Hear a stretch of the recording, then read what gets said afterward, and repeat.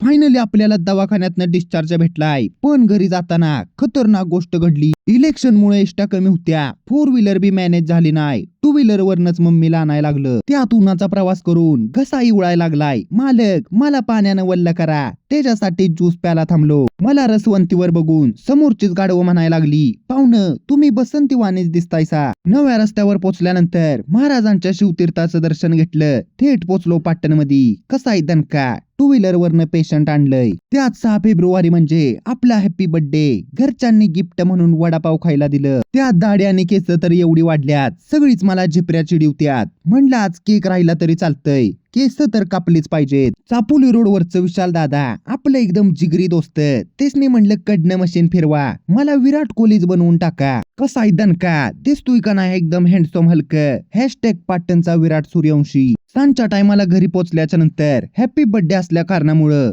ताट आरती घेऊन माझी नवीन गाडीवानी पूजा केली. मम्मीनं तर सुहासिनी वाणी मलाच हळदी कुकू लावून वट्यात 500 रुपये दिलं. तुम्हीच सांगा आता ह्या पैशाचं नक्की काय करू. अशा तऱ्हेनं अजून एक दिवस पार पडला. व्हिडिओ कसा वाटला कमेंट करून नक्की सांगा.